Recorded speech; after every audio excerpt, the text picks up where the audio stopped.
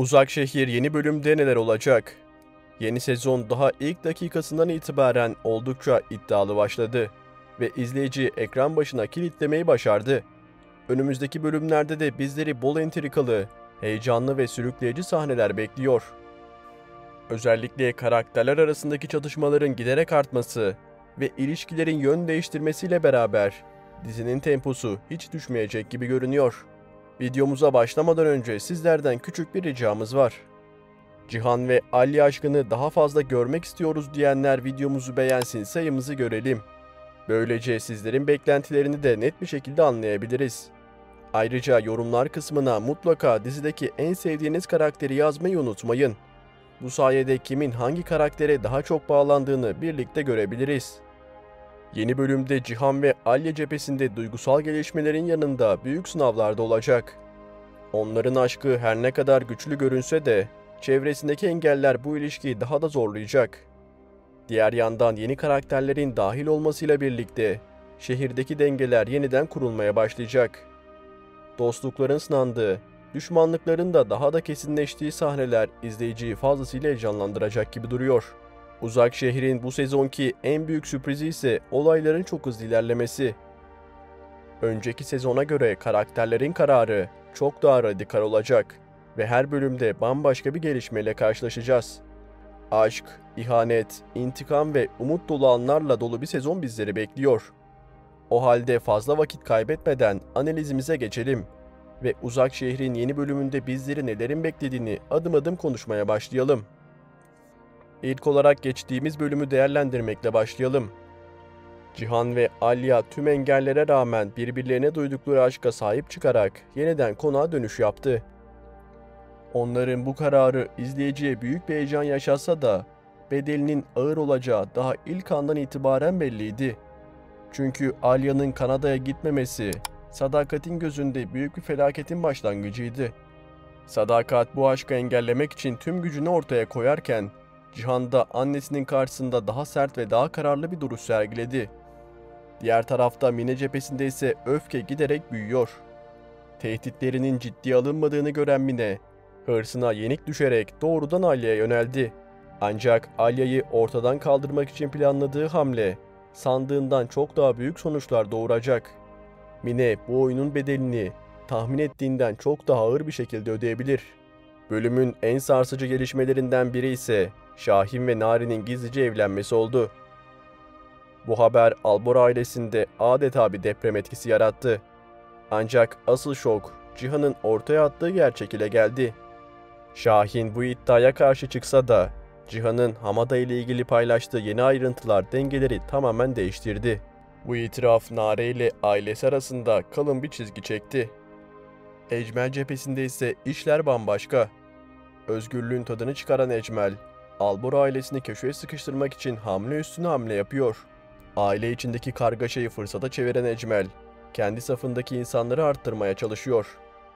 Attığı her adım onu yeniden Cihan'la karşı karşıya getiriyor. Ve artık bu topraklarda kimin hükmünün geçeceği yavaş yavaş kaçınılmaz bir şekilde ortaya çıkmaya başlıyor. Yeni bölümde Mine karakterinin ödemesi gereken bedeller olacak olsa da, onun Cihan ve Alya aşkına engel olma çabaları bitmeyecek gibi görünüyor. Mine'nin hırsı artık kontrol edilmez bir noktaya ulaştı.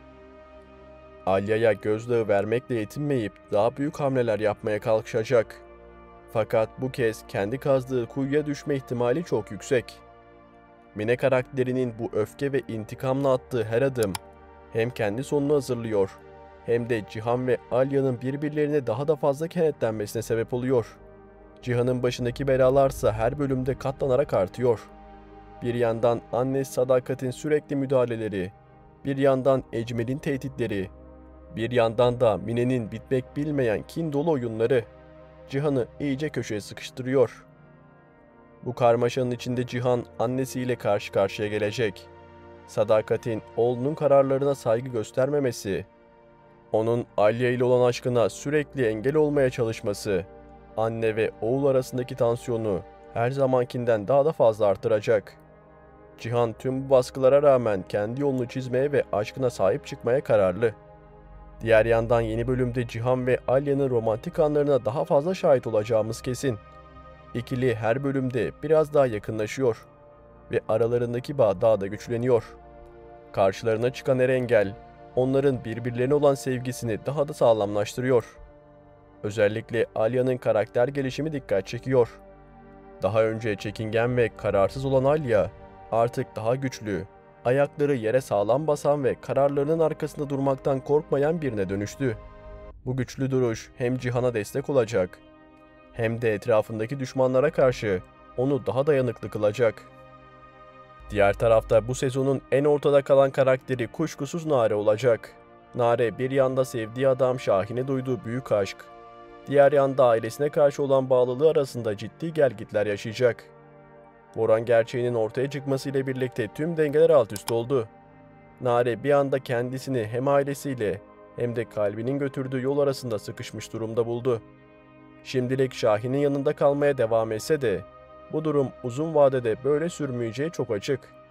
Nare'nin yaşayacağı bu içsel çatışma sadece kendi geleceğini değil, aynı zamanda Albur ailesindeki dengeleri de doğrudan etkileyecek.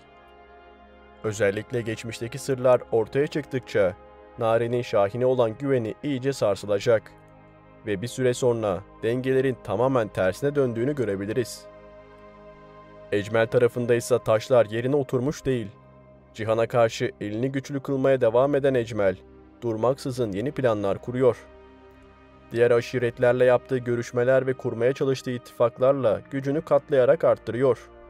Onun amacı sadece Cihan'ı zayıflatmak değil, aynı zamanda Albur ailesini kökten sarsmak.